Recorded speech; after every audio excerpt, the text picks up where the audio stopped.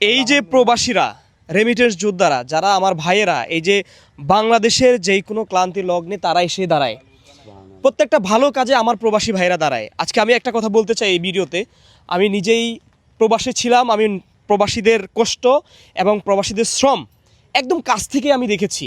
তারা কতটা কষ্ট করে সেটা একজন প্রবাসী ছাড়া কেউ বুঝবে না। আমরা এই মুহূর্তে রয়েছি রাজীব শাহ সেই মসজিদে। আপনারা ইতিমধ্যেই যেই জায়গাটি অনেক বেশি সাড়া দিচ্ছেন এবং সবাই সবার জায়গা থেকে দোয়া করছেন, যেই স্বপ্ন রাজীব শাহ সেটি যেন বাস্তবায়ন হয়।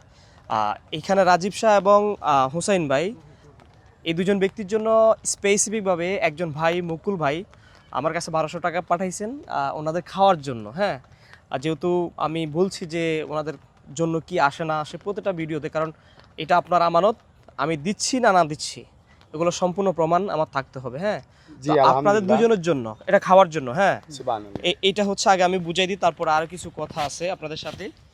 এই যে 1200 টাকা দিয়েছেন মুকুল ভাই, ঠিক আছে? হ্যাঁ, 1200 টাকা মুকুল ভাই দিয়েছেন, এটা স্পেসিফিক এখন বর্তমানে খাওয়ার জন্য। আর হচ্ছে আরও কিছু ভাই, ওনাদের খাওয়ার এখন ব্যবস্থা নাই, ওনারা খাচ্ছেন বাইরে গিয়ে। আপনারা তো বাইরে গিয়ে খাচ্ছেন? জি জি জি। এই যে বাইরে গিয়ে গিয়ে খাওয়াটা কি কষ্ট হচ্ছে না? হচ্ছে, আলহামদুলিল্লাহ অনেক কষ্ট হচ্ছে। পরে গ্যাস একটা চুলা হজুর হয়তো অলরেডি কিছু কম বেশি বাজার আছে, আলহামদুলিল্লাহ আমরা রান্না বান্না করে খাবার উদ্যোগ নিতে পারতাম। অলরেডি গ্যাসের চুলা এবং হচ্ছে এই যে সিলিন্ডার, ঠিক আছে। আপনারা যখন ফ্রি হবেন, আমি বলছিলাম যে এখনই যাওয়ার জন্য, এখন রাজীব ভাই বলতেছে আজকে না যাওয়ার জন্য। না, আজকে কি অনেক চাপ হয়ে গেল না, আজকে অনেক দেরি হয়ে গেছে, সময় অর্ধেক পার হয়ে গেছে।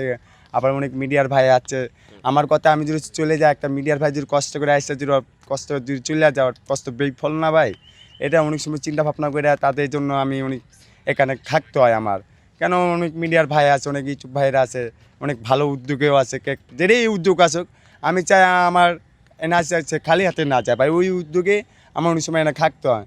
যার জন্য আপনাকে বলছি ভাই, কালকে যদি সকাল হইলে আমরা ইনশাল্লাহ ফার্স্টে ওই কাজটাই করে নেবো। কেন সকালে তো কেউ আসে না, আসা শুরু করে 10টায়, 11টার দিকে শুরু হয়। আমরা ওতে হিসাব করছি আপনার 8টার দিকে 10টা পর্যন্ত 11টা পর্যন্ত আমরা ফ্রি থাকি। এর ভিতরে আপনারা সবাই আসতে পারবেন। এর ভিতরে আমরা যা প্রয়োজন লাগে ইনশাল্লাহ, এই যে আপনারা ইট নিয়ে কথা বলছেন না, কালকে ইনশাল্লাহ আমার ভাইকে নিয়ে আমরা ইট নিয়ে আসবো, আর ওর ইট ওকে দিয়ে দিব ইনশাল্লাহ।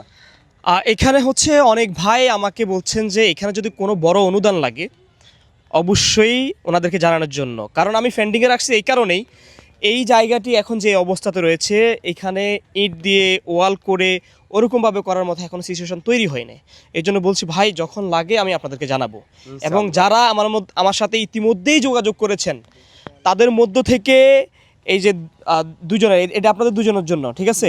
প্রবাসী ভাইরা দিয়েছেন, ওনাদের জন্য অবশ্যই দোয়া করে দিয়েন। অবশ্যই ইনশাআল্লাহ। কারণ এই যে প্রবাসীরা, রেমিটেন্স যোদ্ধারা, যারা আমার ভাইয়েরা, এই যে বাংলাদেশের যেই কোনো ক্লান্তি লগ্নে তারা এসে দাঁড়ায়, প্রত্যেকটা ভালো কাজে আমার প্রবাসী ভাইরা দাঁড়ায়। আজকে আমি একটা কথা বলতে চাই এই ভিডিওতে, আমি নিজেই প্রবাসে ছিলাম, আমি প্রবাসীদের কষ্ট এবং প্রবাসীদের শ্রম একদম কাছ থেকে আমি দেখেছি। তারা কতটা কষ্ট করে সেটা একজন প্রবাসী ছাড়া কেউ বুঝবে না, আমি দেখেছি অনেক কাছ থেকে। তো এই যে এই বিভিন্ন কাজে আমরা দেখছি সবসময় প্রবাসীরাই এগিয়ে আসে। আমি এই যে প্রবাসী ভাইদের জন্য শ্রদ্ধা রেখেই বলছি যে এই কাজগুলোতে যারা দায়িত্ব নেন, দায়িত্ব যেন ঠিকমতো পালন করা হয়, ওদের বিশ্বাসটা রাখেন। অনেকেই আমাকে বলছেন যে ভাই, আমরা যেই টাকাটা দেই, যেই কাজের জন্য দেই, আমরা এই জিনিসটা তথ্য পাই না যে ওনারা দিচ্ছে কি দেয় নাই। এমন কাজ কেউ করেন না।